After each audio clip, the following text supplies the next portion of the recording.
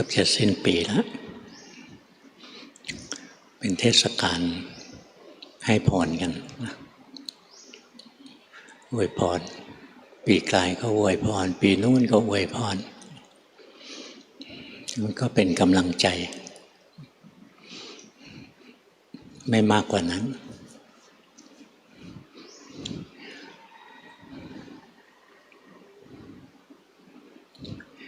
เราอยากได้พรเราต้องทำเอาเองพรแปลว่าประเสริฐเป็นคำว่าวระคำว่าพระถ้าเราภาวนาจนใจเราเป็นพระนะเราได้พรประจำตัวแล้ว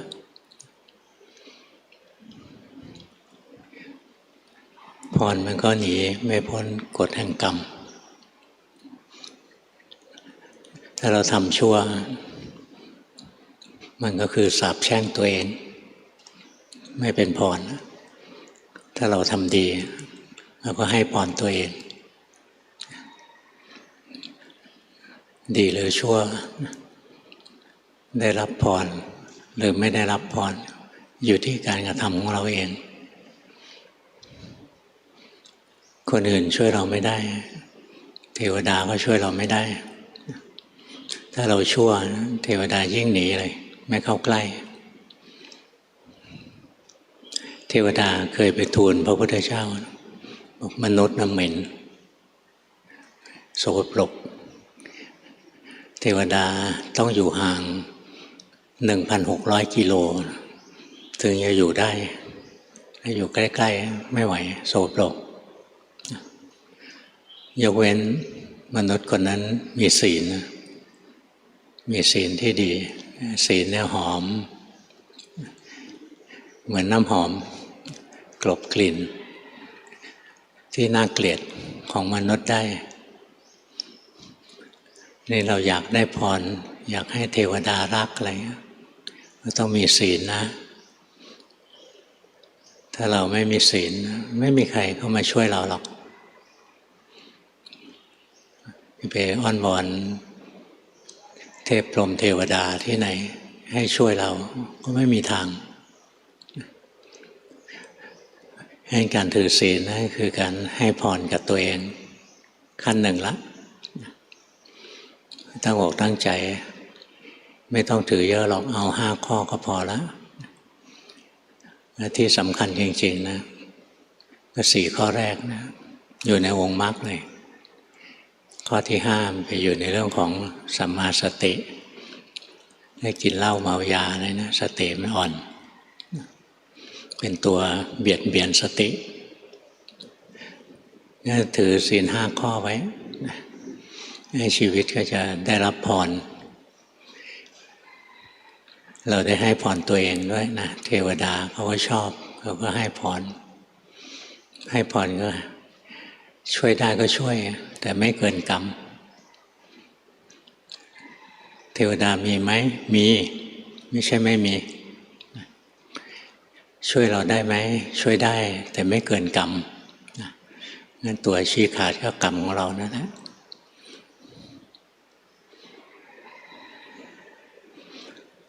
งั้นตั้งอกตั้งใจนะรักษาศีล5ไว้ให้ดีเท่ากับเราได้รับพรทุกวันถัดจากนั้นเราก็ให้พรตัวเองให้สูงขึ้นไปอีกมาอบรมจิตใจของเราให้มันสงบให้มันตั้งมั่นไม่ถูกกิเลสย้อมกิเลสที่เข้ามาย้อมใจเราทำให้ใจเราฟุ้งซ่านวุ่นวายจนกระทั่งเกิดเป็นกิเลสหยาบคือนิวรณ์5 ตัวกามฉันทะนิวรณ์การที่เรารักใคร่ผูกพันติดอกติดใจในกามคุณอารมณ์รูปเสียงกลิ่นรสโผฏฐัพพะคือสิ่งที่สัมผัสกายเนี่ยสิ่งเหล่านี้มันจะทำให้สมาธิของเราเสียอย่างเวลาจิตเราถูกกามฉันทะกระตุ้น จิตเราก็จะเริ่มฟุ้งซ่านหรือเวลาเกิดความรู้สึกพยาบาทขึ้นพยาปาทะมุ่งร้ายอยากทำลายอยากฆ่าจิตเราก็ไม่มีสมาธิฟุ้งซ่านขึ้นมาหรือเราไม่ได้ฝึกอบรมตัวเองจิตใจฟุ้งออกไปทางตาหูจมูกลิ้นกายใจดูไม่ทันเลยเรียกมันฟุ้งซ่านอันนี้สมาธิก็ไม่มีเพราะธรรมชาติของจิตนั้นฟุ้งมากๆแล้วมันจะหงุดหงิดนะไม่มีความสุขไม่เรียกรำคาญใจกุกุจจะฟุ้งซ่านแล้วต่อด้วยรำคาญใจจิตใจไม่สงบจิตใจไม่มีความสุขรำคาญ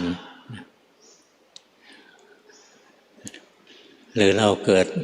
ความลังเลสงสัยในพระรัตนตรัยอันนี้เรียกว่าวิจิกิจฉาวิจิกิจฉานะไม่ใช่สงสัยว่าพื้นที่ตรงนี้อยู่กับอำเภออะไรอันนี้ไม่ใช่วิจิกิจฉานะถนนหน้าวัดเนี่ยถ้าวิ่งไปต่อเลยวัดไปแล้วจะไปไหนสงสัยอย่างนี้อันนี้ไม่เรียกว่าวิจิกิจฉาวิจิกิจฉาเนี่ยคือสงสัยพระพุทธเจ้ามีจริงไหมท่านตรัสรู้จริงไหมที่ท่านสอนถูกต้องหรือเปล่าทำตามแล้วพ้นทุกข์ได้จริงไหมถ้าสงสัยตรงนี้นะมันก็สงสัยต่อไปอีกพระสงฆ์มีจริงไหมหรือเป็นอาชีพอันหนึ่งอาชีพเป็นนักบวชมีอยู่มีกินนี่สงสัยไปหมดเห็นข่าวพระทำชั่ว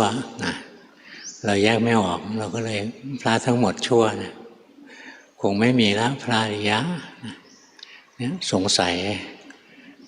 พวกนี้ทำมันบั่นทอนนะทำให้จิตใจเราเนี่ยไม่มุ่งมั่นไม่เด็ดเดี่ยวที่จะปฏิบัติพระทางพระพุทธเจ้ามีหรือเปล่ายังไม่รู้เลยแล้วจะไปปฏิบัติตามคำสอนของท่านได้ยังไงสงสัยไปเยอะๆเลยนะทุกเรื่องเลยสุดท้ายก็เลยเชื่อแต่ความคิดความเห็นของตัวเองเนี่ยจิตใจหาความสงบหาความตั้งมั่นอะไรไม่ได้เลยจะนั่งสมาธิก็สงสัยอีกจะใช้กรรมฐานอะไรดีเนาะวันนี้ลองอันนี้อีกวันลองอีกอันเปลี่ยนไปเรื่อยๆสงสัยไม่เลิกว่าอันไหนมันจะดีจิตไม่สงบสักทีสงสัยว่าทำยังไงจะถูกที่ทำอยู่นี่ถูกหรือไม่ถูกอะไรเงี้ยสงสัยจุกจิกจุกจิกในเรื่องของการปฏิบัติไม่สามารถที่จะมีสติรู้สภาวะที่กำลังเป็นได้เอาแต่สงสัยไปเรื่อยๆใจก็ไม่มีความสงบนะสงสัยในเรื่องพระพุทธพระธรรมพระสงฆ์เนี่ยใจไม่มีความสุขไม่มีความสงบอีกอันหนึ่งที่เป็นกิเลสระดับกลางๆนะที่ทำให้สมาธิของเราเสียคือเรื่องสภาวะที่มันเสื่องซึมหดหู่เสื่องซึมบางครั้งเห็นไหมเราอยู่ในบรรยากาศอย่างหนึ่งอยู่ๆใจก็หดหู่เสื่องซึมไปก็ได้นะเวลาที่จิตใจหดหู่เสื่องซึมนะไม่มีสมาธิหรอกสมาธิมันเสียเพราะฉะนั้นนิวรณ์เหล่านี้ถ้ามันเกิดขึ้นนะสมาธิเราจะไม่มีแต่ถ้าเราพยายามอดทนฝึกให้จิตเรามีสมาธิทำกรรมฐานไปรู้จักเลือกอารมณ์ที่อยู่ด้วยแล้วมีความสุขอารมณ์นั้นไม่ยั่วให้เกิดกิเลสเราน้อมจิตให้อยู่ในอารมณ์อันนี้นานๆค่อยๆไปทีแรกมันก็ฟุ้งซ่านทำทุกวันนะต่อไปมันก็สงบลงมาเวลามันสงบนะมันก็ข่มนิวรณ์ได้เวลาจิตไม่มีกำลังไม่สงบนะก็ถูกนิวรณ์เข้ามาข่มจิตก็ยิ่งฟุ้งซ่านมากกว่าเก่าอีกนะเพราะฉะนั้นต้องอดทนนะในช่วงแรกๆของการปฏิบัตินะตั้งใจรักษาศีลไว้แล้วก็อดทนนะเราจะต้องต่อสู้กับนิวรณ์5 ตัวนะนิวรณ์เนี่ย โดยตัวศัพท์ของมันนั้นก็หมายถึงสิ่งซึ่งคอยมาขัดขวางการทำงานทำคุณงามความดีทั้งหลายนั่นแหละเรียกว่านิวรณ์งั้นเวลามีสิ่งมาขัดขวางคุณงามความดีในใจเราเนี่ยก็เรียกว่ามีนิวรณ์เกิดขึ้นแล้วนี่ทีแรกเราก็ยังมีนิวรณ์ทุกคนแหละก็ต้องอดทนภาวนาทำไปเรื่อยๆมันคงไม่ชั่วตลอดชาติหรอกนะอดทนทำไปให้พรตัวเองทุกวันนะว่าตื่นมาก็ให้พรตัวเองนะว่าเราจะขยันภาวนานะค่อยๆสอนตัวเองไปแล้วก็ทำกรรมฐานไปแรกๆก็ฟุ้งซ่านต่อไปก็สงบนะเพราะจิตใจมันคุ้นเคยกับความสงบแล้วคราวนี้สงบง่ายแต่เดิมสงบยากเพราะมันคุ้นเคยกับความฟุ้งซ่านมันฟุ้งมาตั้งแต่เกิดนะอย่ามาฝึกให้สงบก็ไม่ง่ายแต่พอเราฝึกจนจิตใจมันคุ้นเคยกับความสงบนะคราวนี้ง่ายแล้วนะหายใจทีสองทีก็สงบแล้วเรียกว่ามีวสีชำนาญมีความชำนาญเกิดขึ้นวสีไม่ได้เกิดขึ้นเองเกิดจากการฝึกฝนอดทนทำไปเรื่อยๆถ้าจิตเรามีสมาธินะแค่สมาธิชนิดสงบนะจิตใจมีความสุขแล้วบางทีไม่ได้เจตนาทำสมาธินะทำอะไรอยู่ปกตินี่แหละอยู่ๆจิตมันสงบลงไปนะมีความสุขผุดขึ้นมาหัดใหม่ๆนะจะเจอเยอะเลยอยู่ๆก็ความสุขก็ผุดขึ้นมาโอ้อยู่ๆก็มีความสุขอะไรเงี้ยจิตมันมีสมาธิขึ้นมาก็มีความสุขผุดขึ้นมาแต่พอฝึกไปนานๆเราก็จะพบว่าความสุขมันเป็นของแปลกปลอมเป็นของหยาบนะเพราะฉะนั้นพอภาวนามากๆต่อไปมันจะกลายเป็นอุเบกขานะอุเบกขาเนี่ยสูงกว่าความสุขความสุขนะจิตใจยังกระเพื่อมหวั่นไหวอยู่อุเบกขาเนี่ยจิตกระเพื่อมหวั่นไหวน้อยลงนะสบายมากกว่ากันงั้นอย่างเราฝึกทุกวันนะทำกรรมฐานของเราไปนะบางทีระหว่างทำกรรมฐานจิตรวมลงไปมีความสุขมีความสงบบางทีอยู่กับโลกธรรมดาอย่างเนี้ยอยู่ๆมีความสุขผุดขึ้นมานะขึ้นมาได้เองเนี่ยจิตมันคุ้นเคยกับสมาธิแล้วแต่พอฝึกไปนานๆมันจะเป็นอุเบกขานะไม่ต้องตกใจว่าแรกๆภาวนาทำไมมีความสุขเยอะภาวนามาตั้งนาน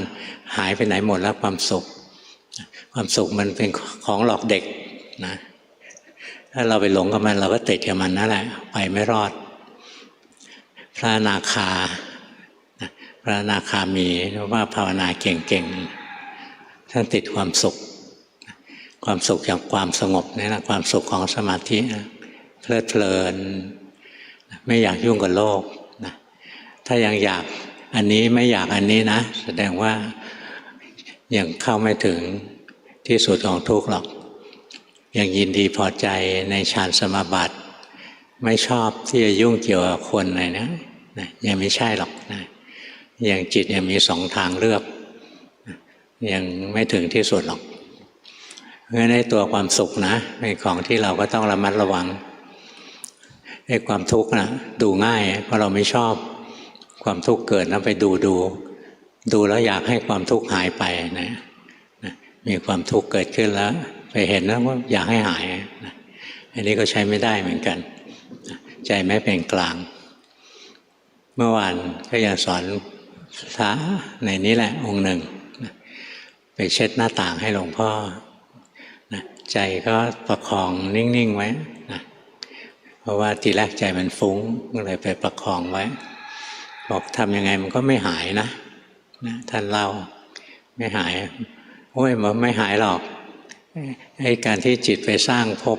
นิ่งๆว่างๆขึ้นมาอันหนึ่งเบื้องหลังของมันคือตัณหางั้นไม่ต้องไปละที่ผล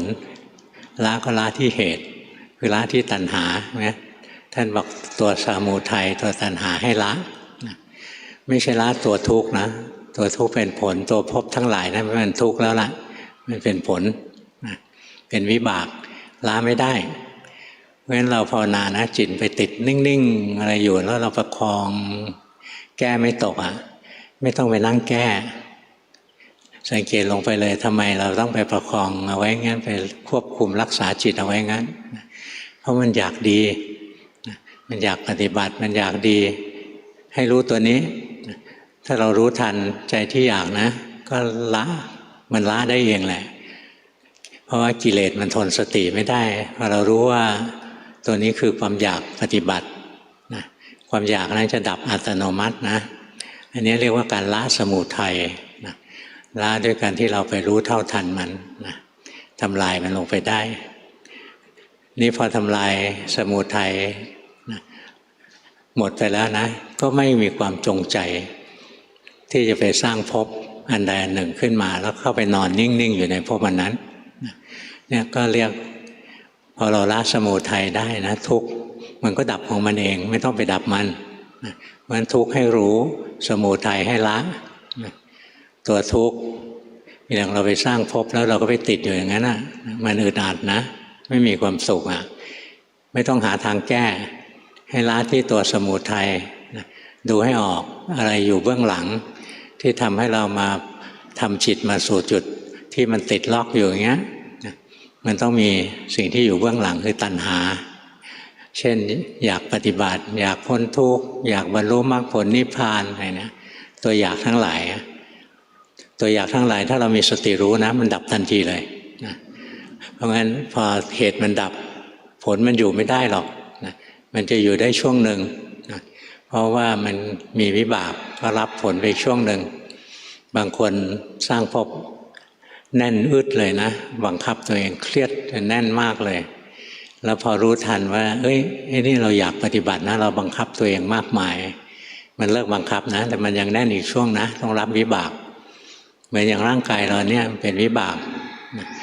เป็นผลจากกรรมในอดีตส่งผลมาถึงเราไม่ยึดไม่ถือมันนะมันก็ยังอยู่อีกช่วงหนึ่งแล้วถึงเวลามันก็ตายหมดสภาพของมันไปไม่เวลาภาวนานะเราสังเกตไปคอยรู้เท่าทันรู้เท่าทันจิตใจตัวเองน้อมจิตอยู่ในอารมณ์มันเดียวที่มีความสุขอย่างต่อเนื่องทำไปแล้วถ้าจิตมันหลงไปสร้างภพอะไรขึ้นมาส่วนใหญ่ก็สร้างทุกคนแหละเวลาปฏิบัตินะมันสร้างภพทั้งหลายขึ้นมาเสียหายไหมไม่เสียหายมากหรอกเพราะว่าศีลสมาธิปัญญาเกิดในภพแต่ว่าถ้าเรารู้ทันว่านี่เป็นภพอันหนึ่งนะเราก็จะพ้นจากภพอันนั้นได้เป็นปัญญาที่สูงขึ้นไปอีกชั้นหนึ่งคือรู้อริยสัจรู้ว่ามีตัณหาก็เลยเกิดภพอันนี้ขึ้นมานี่เราค่อยๆภาวนานะเราเป็นการให้พรตัวเองมากขึ้นมากขึ้นมากขึ้นจิตใจเราก็มีความสุขมีความสงบแล้วก็เจริญปัญญาพอจิตใจเรามีความสุขมีความสงบนะเราก็มาพัฒนาให้พรตัวเองให้สูงขึ้นไปอีกฝึกให้จิตตั้งมั่นจิตตั้งมั่นนะสูงกว่าจิตสงบนะจิตสงบบางทีไม่ตั้งมั่นแต่จิตตั้งมั่นทุกดวงนะสงบนะตรงนี้ต้องฟังทำความเข้าใจนิดหนึ่งจิตที่สงบ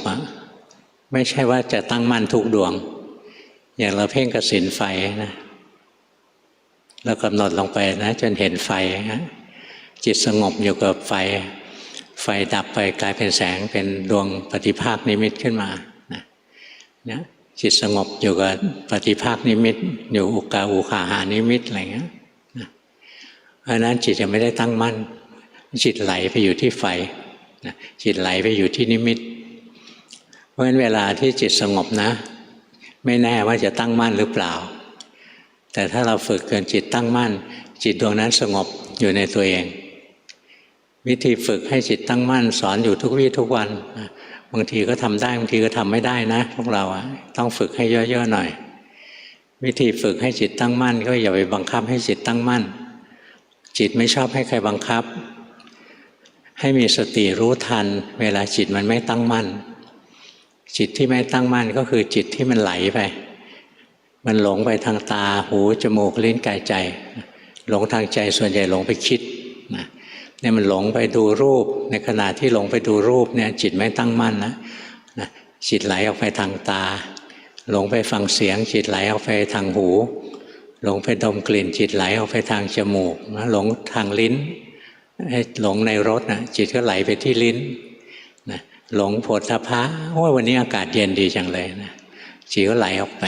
นะออกข้างนอกไปถ้าเรามีสตินะรู้ทันว่าจิตมันไหลไปจิตมันจะตั้งมั่นอัตโนมัติเพราะจิตที่ไหลไปเป็นจิตที่มีกิเลสชื่ออุทธัจจะฟุ้งซ่านฟุ้งโคจรพาให้จิตโคจรไปทางตาหูจมูกลิ้นกายนะหรือโคจรไปทางใจอย่างรูปเสียงกลิ่นรสโผฏฐัพพะอะไรเนี่ยนะเป็นที่โคจรของจิตออกไปข้างนอกธรรมารมณ์ก็เป็นที่โคจรของจิตเข้ามาข้างในเนี่ยถ้าเรารู้ทันจิตมันไหลออกไปรู้ทันจิตมันไหลออกไปรู้ทันจิตมันจะตั้งมั่นขึ้นมาโดยที่เราไม่ได้เจตนาเพราะตอนที่จิตไหลนะจิตฟุ้งซ่านมีกิเลสคืออุทธัจจะทันทีที่สติเกิดรู้ทันว่าจิตฟุ้งซ่านกิเลสสติเกิดเมื่อไหร่กิเลสดับเมื่อนั้นนะเพราะฉะนั้นจิตก็ไม่ฟุ้งซ่านจิตก็ตั้งมั่นขึ้นมาอัตโนมัติพูดถึงจิตไหลนะพวกที่เรียนปริยัติมากๆก็จะโวยวายจิตไม่มีไหลหรอกจิตเกิดที่ตาแล้วก็ดับเกิดที่หูแล้วก็ดับนะจิตมีนับจำนวนไม่ถ้วนไม่ได้มีดวงเดียวไหลไปไหลมาเขาพูดถูกนะแล้วเราภาวนาไปถึงจุดหนึ่งเราก็จะไปเห็นตรงนั้นจริงๆนะเขาไม่ได้หลอกหรอกนะแต่ว่าเวลาที่เราลงมือปฏิบัตินะเราดูสิ่งที่เราเห็นได้จริงๆนะเราเห็นว่าจิตเรายังมีดวงเดียวนี้แหละวิ่งไปทางตาแล้วก็กลับมาวิ่งไปทางหูแล้วก็กลับมาวิ่งไปทางจมูกทางลิ้นทางกายทางใจแล้วก็กลับมารู้อย่างที่รู้ไปก่อนนะไม่งั้นปัญญาล้ำหน้าแล้วมันจะไม่เห็นสภาวะนะจิตเกิดที่ตาแล้วก็ถ้าถามตัวเองนะตาเห็นรูปรู้ไม่รู้อะไรเงี้ยนั่นฟุ้งซ่านนะนั่นฟุ้งซ่านนะเรียกว่าปัญญามันล้ำหน้าไปนะล้ำจนกระทั่งไม่ได้เห็นสภาวะรองรับแล้วงั้นเราเห็นสิ่งที่เรารู้ได้เห็นได้นะอย่างเราเห็นจิตมันไหลไปเรารู้พอรู้ปุ๊บจิตที่ไหลมันดับมันรู้สึกทีแรกยังไม่เป็นนะไม่ชำนาญรู้ว่าจิตหลงไปดูรูปนั่นก็จะไปดึงจิตคืนตรงที่ไปดึงจิตคืนนะจิตจะแน่นๆขึ้นมาเลยนะเดี๋ยวไหลไปทางหูก็ไปดึงคืนมาอีกก็แน่นๆอีกนะพอฝึกไปต่อไปชำนาญเราจะเห็นนะจิตเกิดที่ไหนก็ดับที่นั้นนะทีแรกหลวงพ่อก็เห็นนะจิตวิ่งไปวิ่งมาอย่างเงี้ยก็เลยไปถามหลวงปู่ดูลหลวงปู่ครับจิตมันอยู่ที่ไหนอะตอนนั้นภาวนานะรู้เข้ามาถึงความไหวๆในอกแล้วก็เห็นนะกิเลสอะไรก็ผุดขึ้นตรงนี้นะเลยคิดว่าจิตมันอยู่กลางหน้าอกนะแต่เดิมก็คิดว่าจิตมันวิ่งไปทางตาหูจมูกลิ้นกายใจพอละเอียดขึ้นมารู้สึกจิตมันมาอยู่ที่กลางอกเนี่ยแล้วก็ไปถามหลวงปู่ดูลเพื่อขอคำยืนยันว่าจิตอยู่ที่กลางอกถามบอกหลวงปู่ครับจิตมันอยู่ที่ไหนหลวงปู่บอกจิตไม่มีที่อยู่คราวนี้ยิ่งงงหนักกว่าเก่าอีกจิตไม่มีที่อยู่นะจริงๆก็คือจิตมันเกิดที่ไหนมันก็ดับที่นั่นแหละนะเนี่ยค่อยๆฝึกแล้วต่อไปมันจะมาถึงจุดนี้นะมันจะรู้เลยจิตไม่ได้มีที่ตั้งถาวรอยู่ที่ไหนหรอกมันเกิดตรงไหนมันก็ดับตรงนั้นนะแล้วมันก็เกิดจิตอีกดวงหนึ่งอาจจะอยู่ตั้งอยู่อีกที่หนึ่งนะแล้วตั้งอยู่ที่ใหม่เกิดแล้วก็ดับอีกแหละมันก็ไปเกิดที่อื่นต่อเดี๋ยวก็ไปเกิดที่ตาแล้วก็ดับไปเกิดที่ใจแล้วก็ดับไปเกิดที่หูแล้วก็ดับไปเกิดที่ใจแล้วก็ดับนะไปเกิดที่จมูกแล้วก็ดับเกิดที่ใจแล้วก็ดับแม่กลับมาที่นี่เรื่อยๆทีแรกก็ไปดึงให้กลับเข้ามาที่ใจต่อไปชำนาญไม่ต้องดึงนะกระทบปุ๊บพอรู้ทันแล้วจิตเข้ามาที่จิตเข้ามาที่ใจตัวเองตั้งมั่นขึ้นเองเลยนะเนี่ยค่อยๆฝึกปริยัติเขาก็ดีนะเขาก็พูดหลายส่วนนั้นนะถูกต้องนะก็จะแก้ความหลงผิดว่าจิตมีดวงเดียวเวลาเราภาวนาแล้วรู้สึกจิตมีดวงเดียวคนทั่วโลกมันก็คิดว่าจิตมีดวงเดียวหมามันก็รู้สึกว่าจิตมันดวงเดียวนี่แหละมันมีตัวเราอยู่ตัวหนึ่งนะมีความเป็นอมตะถาวรเลย ถ้าคิดมากต่อไปอีกก็คือไอ้ตัวเราเนี่ยตายไปแล้วร่างกายตายนะไอ้จิตดวงนี้ออกจากร่างไปเกิดใหม่อะไรนะนี่มิจฉาทิฏฐินะเป็นมิจฉาทิฏฐิที่จริงจิตเกิดแล้วดับจิตเกิดที่ไหนดับที่นั่นแหละนะไม่มีหรอกจิตที่ออกจากร่างนี้แล้วไปเกิดในร่างใหม่ในชีวิตใหม่อะไรนั่นไม่ใช่ศาสนาพุทธเพราะว่าภาวนายังไม่ละเอียดพอจะเห็นว่าจิตนั้นเกิดดับอยู่ตลอดเวลานะเนี่ยถ้าเราค่อยภาวนานะเราก็เกิดความรู้ถูกความเข้าใจถูกมากขึ้นมากขึ้นนะจิตเราตั้งมั่นแล้วเราก็เดินปัญญาไปนะสติระลึกรู้กาย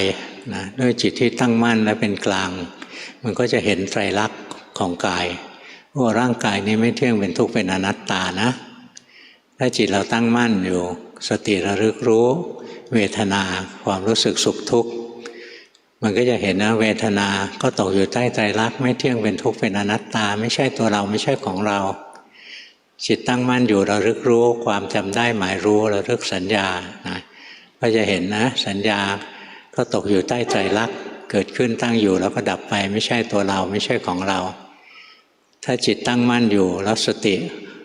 ระลึกรู้สังขารคือความปรุงแต่งปรุงดีปรุงชั่วปรุงไม่ดีไม่ชั่วของจิตก็จะเห็นว่าสังขารทั้งหลายนะตกอยู่ใต้ไตรลักษณ์ไม่เที่ยงเป็นทุกข์เป็นอนัตตาบังคับไม่ได้ไม่ใช่ตัวเราไม่ใช่ของเราแล้วสุดท้ายนะจิตเราตั้งมั่นอยู่สติระลึกรู้จิตที่เกิดดับทางทวารทั้ง6เราก็จะเห็นนะจิตเองก็ตกอยู่ใต้ไตรลักษณ์เป็นอนิจจังทุกขังอนัตตาเหมือนกันเกิดดับเหมือนกันไม่ใช่ตัวเราไม่ใช่ของเราเหมือนกันถ้าเห็นตัวนี้ได้อย่างท่องแท้นะเป็นพระโสดาบันแล้วละความเห็นผิดนะว่ามีสิ่งใดสิ่งหนึ่งเป็นตัวเราของเราไม่มีตัวเราถึงจุดนั้นเนี่ยค่อยๆฝึกถ้าเราภาวนามาถึงตรงนี้ชีวิตเราจะเต็มไปด้วยความสุขมีทั้งความสุขมีทั้งความสงบอยู่ในตัวเองจิตรู้จิตตื่นจิตเบิกบานโดยที่เราไม่ต้องรักษามันอย่างถ้าปัญญาเรายังไม่พอนะแป๊บเดียวนะจิตจะไหลลงไปยึดอารมณ์โน้นอารมณ์นี้นะแต่ถ้าเราภาวนาจนรู้แจ้งแทงตลอดในกองทุกข์แล้วเนี่ยโอ้ขันธ์ห้าไม่มีอย่างอื่นนะมีแต่ทุกข์นะรู้แจ้งแทงตลอดอย่างนี้ขันธ์ห้ามันตัวทุกข์จิตมันวางขันธ์ห้าจิตมันวางแล้วมันไม่เข้าไปจับอีกแล้วคราวนี้เราไม่ต้องรักษาจิตแล้วนะที่เราฝึกมาตั้งแต่ต้นเนี่ยเราต้องรักษาจิตมีสติคุ้มครองรักษาจิตไปจนกระทั่งถึงจุดที่จิตมันรู้แจ้งแทงตลอดมันปล่อยวางขันธ์ห้าได้นะย่อลงมาก็ปล่อยวางรูปธรรมนามธรรมทั้งหลายได้นะถ้าไม่ปล่อยตัวนี้ได้นะเพราะว่ามันปล่อยจิตได้นะปล่อยวางจิตไม่ยึดถือจิตได้มันก็ปล่อยขันธ์ห้าเพราะขันธ์ห้านั้นมันเกิดจากจิตนะปล่อยขันธ์ห้าได้มันก็ปล่อยโลกทั้งโลกได้นะจิตดวงเดียวแหละสร้างขันธ์ห้าขึ้นมานะในปฏิจจสมุปบาทสอนไว้นะวิญญาณปัจจยานามรูปังเนี่ยวิญญาณเป็นปัจจัยให้เกิดนามรูปขันธ์ห้ามันก็คือตัวนามรูปนั่นแหละนะงั้นถ้ารู้แจ้งแทงตลอดเมื่อกระทั่งตัวจิตไม่ใช่ตัวเราขันธ์ห้าที่เป็นผลผลิตของจิตเป็นตัวเราไปไม่ได้ไม่ใช่คิดนะแต่ว่ามันรู้เลยนะรู้ลึกซึ้งลงไป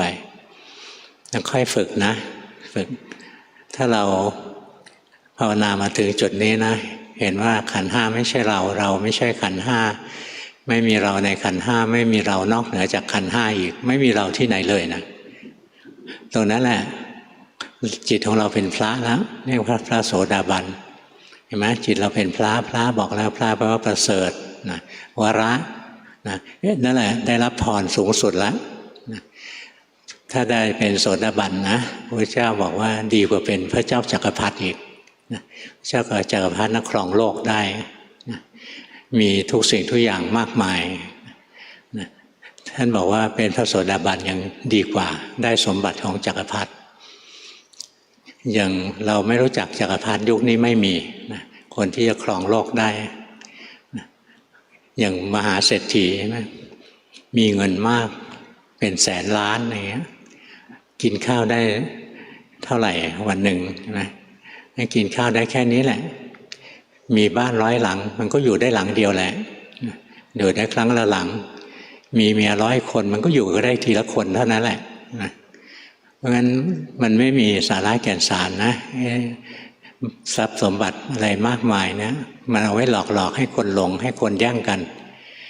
แต่พอเราภาวนาเรารู้ว่าโลกนี้ไม่มีอะไรหรอกนะมีแต่ของที่เกิดขึ้นตั้งอยู่แล้วก็ดับไปไม่มีสาระแก่นสารอะไรนะใจเราเข้าถึงความสุขความสงบมีความสุขนะพระพุทธเจ้าท่านก็เคยสอนนะว่าเป็นกษัตริย์เป็นจักรพรรดิเป็นอะไรนะก็ยังเต็มไปด้วยความหวาดระแวงนะกลัวถูกปฏิวัติกลัวถูกลูกจะฆ่าเอาหรือเปล่าอะไรเงี้ยกลัวไปหมดละไม่ได้มีความสุขจริงจะกินอาหารก็ไม่รู้จะโดนยาพิษหรือเปล่าอะไรนะเนี่ยบอกว่ามันไม่ได้มีความสุขจริงนะความสุขในโลกมันเจือด้วยความทุกข์เสมอเมื่อก่อนหลวงพ่อขึ้นไปกราบหลวงปู่สิมนะที่ถ้ำผาปล่องเดี๋ยวนี้ให้ขึ้นไม่ไหวแล้วขึ้นเขาไป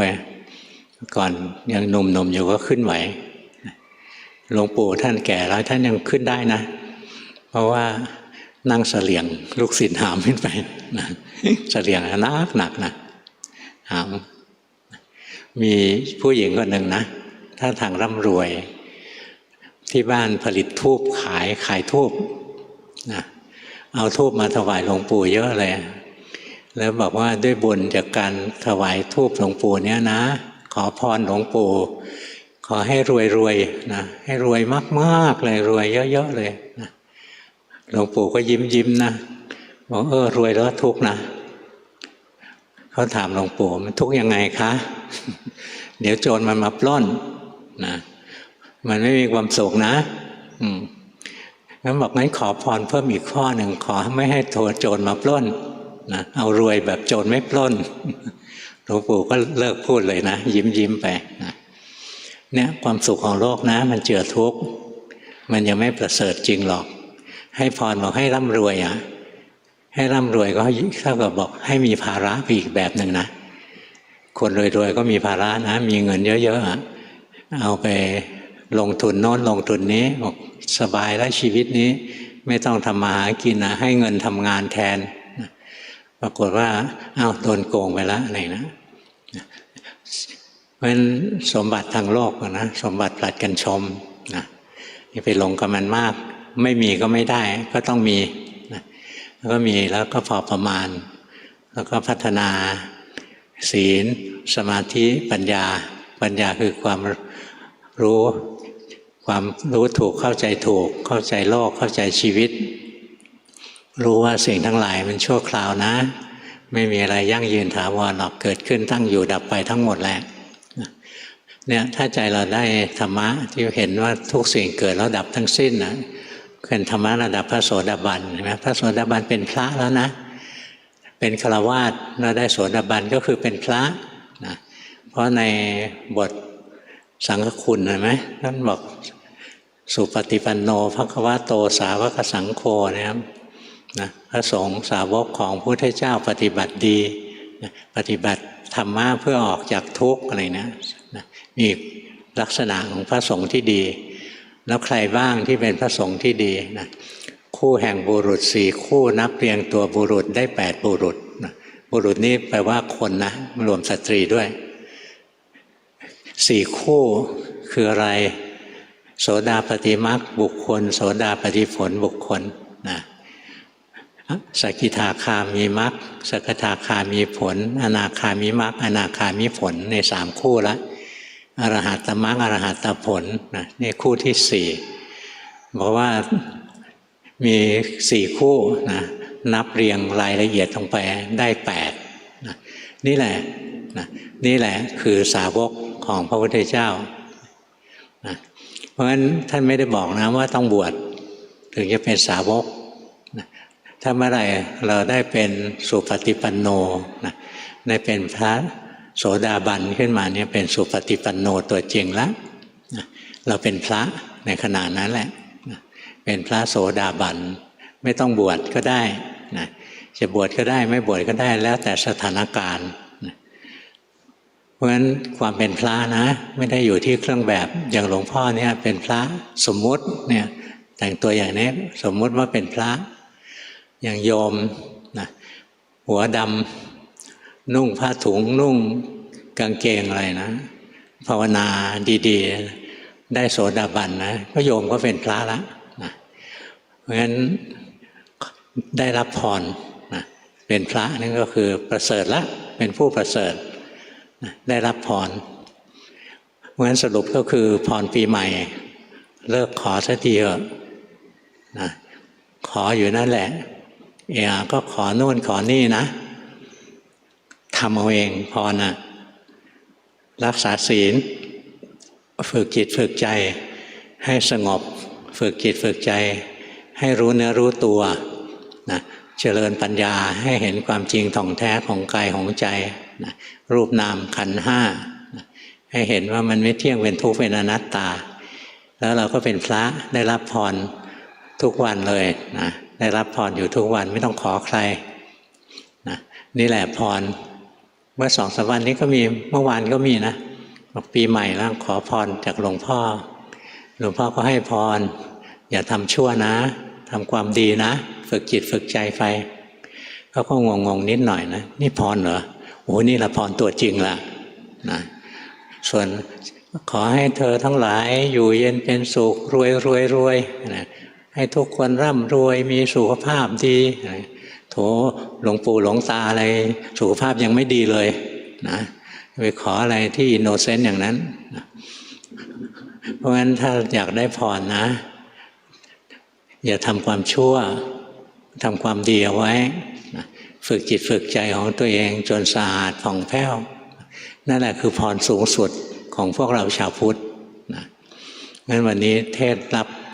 ส่งท้ายปีเก่าให้ฟังนะไปสร้างพรให้ตัวเองเทศเท่านี้แหละ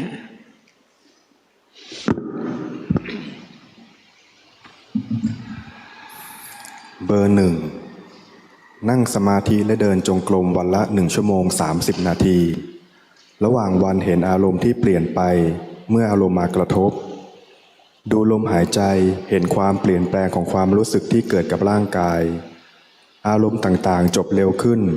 ความทุกข์ลดลงรู้สึกว่าสมาธิยังไม่ตั้งมั่นพอสติในชีวิตประจำวันยังไม่ถี่พอขอคำแนะนำค่ะไม่ทำเองแล้วเดี๋ยวมันก็ถี่เองแล้วเดี๋ยวมันก็ตั้งมั่นเองแล้วไปทำเอานะแต่ต้องเห็นสภาวะนะอย่างขนาดนี้จิตใจเราเป็นยังไงรู้ไหมเราสร้างอะไรขึ้นมาสักอย่างหนึ่งรู้ไหมเนี่ยค่อยๆดูนะเห็นสิ่งที่กำลังมีสิ่งที่กำลังเป็นนะสังเกตไหมตอนที่เราปฏิบัติเนี่ยจิตใจเราไม่เหมือนแต่ก่อนแล้วนะเนี่ยมันก็คือความปรุงแต่งที่เปลี่ยนไปนะแต่ก่อนปรุงชั่วเดี๋ยวนี้ปรุงดีนะก็สังเกตนี่ก็ยังปรุงอยู่เนี่ยทำจิตนิ่งๆอยู่เนี้ยนะอันนี้ก็ปรุงดีนะก็รู้ทันมันไปอีกนะเราเห็นนะความปรุงแต่งเกิดทีไรความทุกข์ก็เกิดทุกทีแหละนะที่ฝึกอยู่ถูกแล้วนะที่หลวงพ่อพูดเนี่ยพูดเผื่ออนาคตที่จะไปเจอนะไม่ใช่ตรงนี้ต้องไปหามันนะตอนนี้มีสติรู้สึกกายรู้สึกใจไปนะแล้ววันหนึ่งมันจะไปเห็นสิ่งที่หลวงพ่อบอกนะไม่ใช่ว่าต้องเห็นเดี๋ยวนี้นะเห็นเดี๋ยวนี้เดี๋ยวคิดเอาเพราะมันยังไม่ได้เห็นด้วยตัวเองอย่างขณะนี้จิตไม่ธรรมดานะเราสร้างอะไรบางอย่างขึ้นมานิ่งๆขึ้นมาอะไรเงี้ยค่อยๆดูชั่วไหมไม่ชั่วอันนี้เป็นคนดีนะเป็นการควบคุมตัวเองนะเป็นความปรุงแต่งฝ่ายดีความปรุงแต่งฝ่ายดีถ้าเราไม่รู้ว่าเป็นความปรุงแต่งเราก็จะติดมันถ้าเรารู้ว่าเป็นความปรุงแต่งเนี่ยเราก็ไม่ติดมันเบอร์ 2เบอร์ 2ศรัทธาและสติเพิ่มขึ้นวิริยะกับสมาธิยังเป็นตุ่มรั่วปัญญามีบ้างคิดว่าเห็นกายไม่ใช่เราได้รู้สึกตามขอบร่างกายแต่ตรงกลางกลวงยังฟุ้งซ่านอยู่เริ่มรู้ถึงความยินดียินร้ายและอยากได้ผล มีขี้เกียจติดสบายบ้าง มีจุดไหนที่ควรปรับบ้างครับ ก็ไอ้ที่ขี้เกียจติดสบายนั่นแหละต้องปรับนะอย่าไปยอมแพ้ใครๆมันก็ขี้เกียจใครๆมันก็อยากสบายเพราะโดยธรรมชาติของคนและสัตว์ทั้งหลายมันรักตัวเองนะอยากสุขอยากสบายอะไรเงี้ยเป็นธรรมดาเราอยากได้สิ่งที่เหนือกว่านั้นเราก็อดทนเอานะภาวนาต่อไปใช้ได้อยู่ทำไปเบอร์ 3เบอร์ 3ปฏิบัติในรูปแบบทุกวันเห็นจิต3 ดวงคือจิตที่เป็นตัวดูตัวรู้สอนเฉยๆกับจิตอกุศล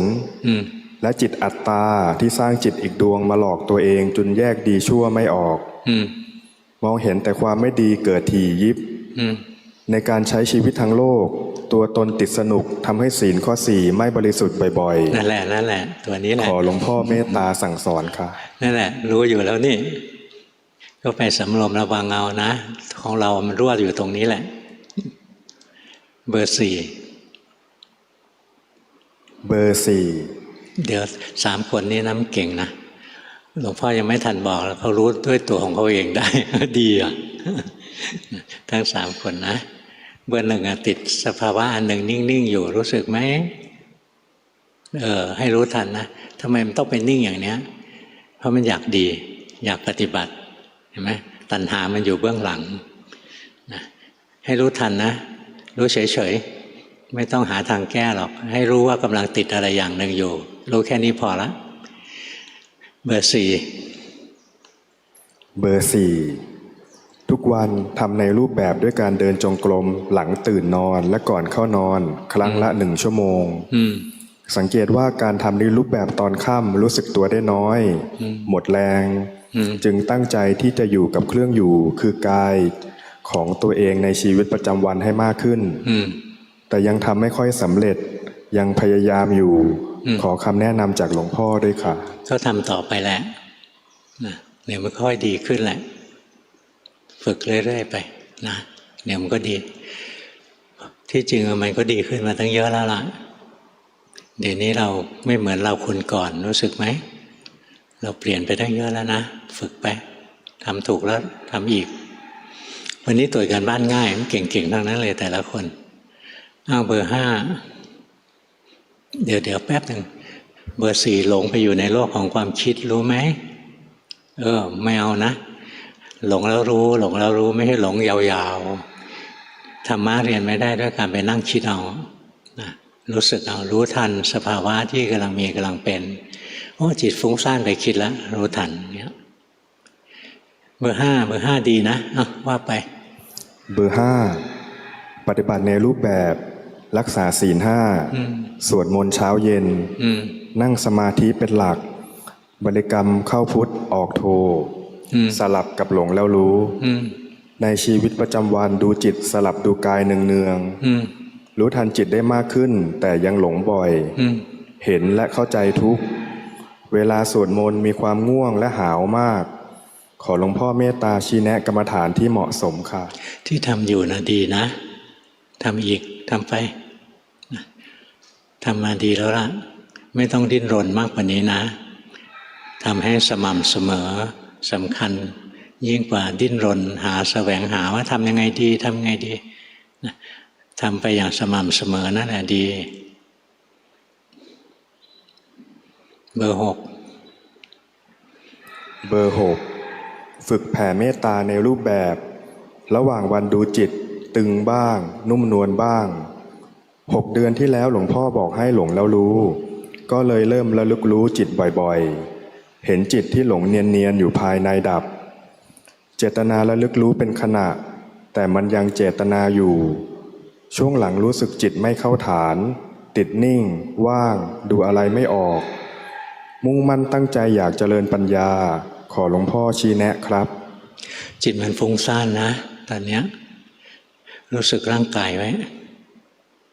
นะเนี่ยร่างกายขยับขยื่นเคลื่อนไหว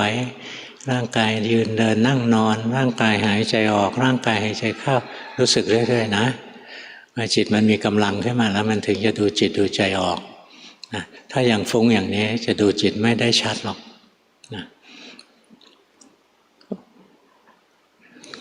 เบอร์ห้าย้อนไปเบอร์ห้าที่ทำตะกี้นะจิตมันไปข้างนอกนะจิตมันไหลออกไปนะให้เรามีสติรู้ทันจิตไหลออกไปแล้วนะถ้าทำกรรมฐานของเราต่อไปพุทโธของเราต่อไปนะจิตไหลไปคิดเรื่องอื่นก็รู้จิตไหลไปนะดูอารมณ์กรรมฐานอะไรก็รู้ทันจิตไว้นะจิตจะได้มีกำลังมากๆตั้งมั่นเด่นดวงขึ้นมา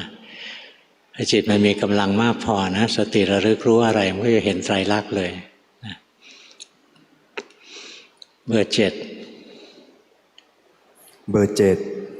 หลวงพ่อให้รู้ซื่อๆมีสติรักษาศีลข้อ4ได้ดีขึ้นในรูปแบบเดินจงกรมได้มากขึ้นเห็นอารมณ์เกิดแล้วก็ดับไปอารมณ์บางชนิดที่จิตไม่เป็นกลางมีความยินดีก็จะอยู่นานกว่าอารมณ์อื่นๆการปฏิบัติในชีวิตประจำวันเมื่อเจอผัสสะแรงๆจิตจะดีดตัวออกมาเมื่อเจอผัสสะเบาๆก็จะรู้บ้างไม่รู้บ้างขอการบ้านไปปฏิบัติครับทำอย่างนี้แหละทำถูกแล้วล่ะแล้วจิตมันก็เป็นอย่างที่บอกนั่นแหละเวลากระทบอารมณ์แรงก็รู้ง่ายกระทบอารมณ์เบาๆบางทีก็เพลินไปนะเป็นทุกคนแหละค่อยๆฝึกนะต่อไปอารมณ์ทีแรกรู้ได้แต่อารมณ์หยาบอย่างโกรธแรงๆถึงจะรู้ต่อไปขัดใจเล็กๆก็เห็นแล้วนะอยู่ที่การสะสมฝึกฝนของเราเรื่อยๆนะมันก็ละเอียดประณีตขึ้นดีเบอร์แปดเครียดไหมรอนานนะเบอร์8ใช้ลมหายใจเป็นหลักตอนนี้จิตยอมรับอนัตตาได้บ้างมีความสุขมากขึ้นแต่ในชีวิตประจำวันจิตยังฟุ้งกับเรื่องของกามแต่สามารถกลับมาตั้งมั่นได้ง่ายเป็นอัตโนมัติส่วนการทำสมถะใช้เมตตาเป็นหลักจิตรวมเพียงไม่กี่วินาทีแล้วถอนขอการบ้านครับก็ทำอีกแหละ